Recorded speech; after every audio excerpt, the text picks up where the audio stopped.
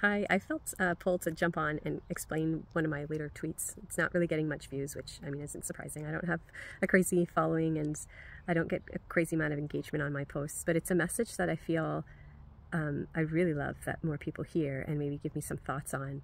And it was a recent kind of realization that occurred.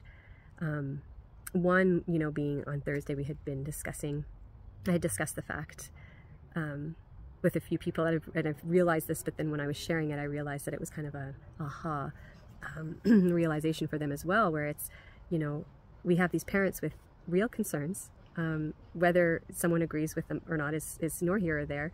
We've got parents who don't agree with what's happening in our classrooms, and we have parents and constituents coming in and expressing that to the board. Hey, we've got concerns, here they are. We have concerns with what's happening in the classrooms. The classrooms is, I would say, the responsibility of the trustees. And then we have these counter delegations, but not to come in and say, hey, this is why the books are so important. And then almost convincing or a rationale as to why this is why they're not dangerous and this is why they're actually so beneficial and we need them in our schools. But rather, the delegation is about the parent or the constituent. And I wondered how that's even possible. How is it even possible that we're allowing delegations about problems or opinions, accusations, false accusations, about the parents that have an issue with the schools? So that kind of, that's where it kind of started, I think, in terms of what's going on. And then just yesterday, I was listening to a talk, and this person wasn't talking to me, it was an audience. And so, I mean, she was talking to me. I needed to hear it. But she most certainly didn't know my story and didn't know what's going on and all the trials and tribulations of the Waterloo Region District School Board. And she said that Satan is known as the accuser. And I said, yes, Satan is known as the accuser. That's right. And that's exactly how I had been feeling very recently and for quite some time. Just constant accusations. Constantly being accused of things that I am not doing. And there's no proof, just someone's opinion, and this is how it made me feel, and so therefore it is. No, that's not how it is.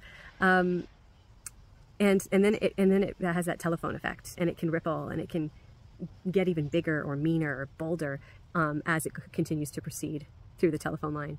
And so that led me to wonder or ponder the whole issue with Satan. And for those of you who know the story of Satan, the history of Satan, the whole fall from heaven was because of pride. He wanted to be bigger, better. He wanted more power. He thought he was bigger and better.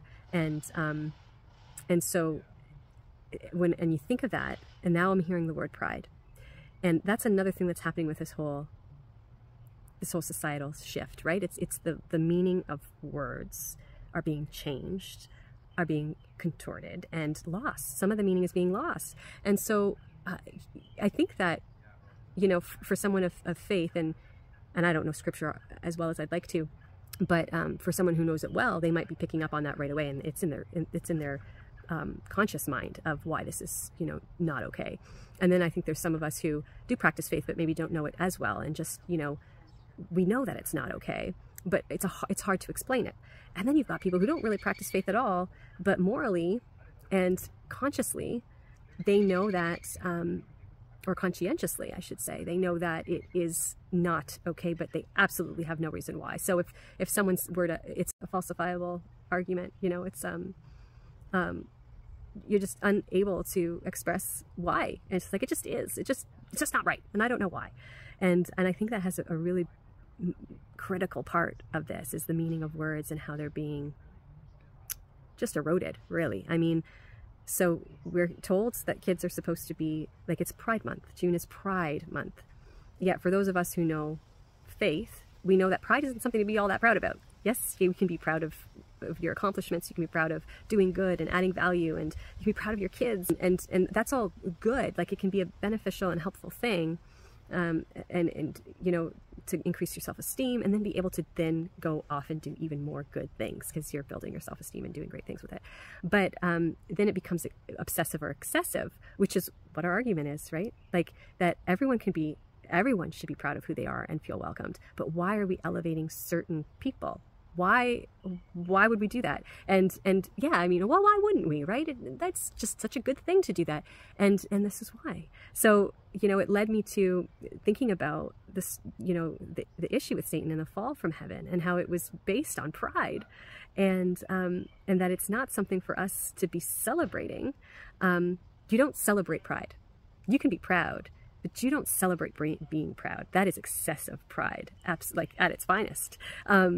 And so, you know, and then that led me to some of the key terms that we use in Pride Month, which is, you know, love is love. And yeah, love is love. And love is a beautiful thing. And we know that, you know, I'm just going to share with you that this all happened kind of a stepwise process. And as I was explaining this part that I just explained to you at the dining room table this morning, having breakfast with the family, I was sharing this thought. And then I realized, you know, and then love, when you think of love, like, it's not supposed to be boastful. It's not supposed to be. And so then I looked over, and we actually have the Corinthians prayer on our, like, we have a collage of pictures, and there's this little, it's like a plaque, and it has the Corinthians verse on it. And I have a picture of it here. So, love is patient, love is kind, love does not envy, love does not boast, it is not proud, right? And it goes on, right? It's not rude, it is not self-seeking, it is not easily angered, it keeps no records of wrongs. Like, it goes on and on and on. And I said, wait, but love is not proud. So love is many things. It's patient and it's kind and it's all these wonderful things. But love, one thing that love is not, is proud. And yet here we're saying love is love. Pride Month. Love is love. Be proud. And, like, for people who don't practice faith, I don't expect you to understand, you know, how this disaligns with those of us who do practice faith and do believe that there's something to this. And yet you demand and expect that people do things your way. And so I just wanted to leave you with that. I won't ramble on, because I probably rambled on long enough, but I just hope that maybe that adds a little bit of perspective, because then public school's not all that secular, is it? Because we are not to promote certain religions, but we also are not to demote or denounce any religions either. And this really goes against a lot of the principles that not just Christians follow. There are several religions that would follow this same principle in faith. So yeah, just something to think about this Sunday, this beautiful Sunday afternoon. I hope everyone's enjoying it. Take care.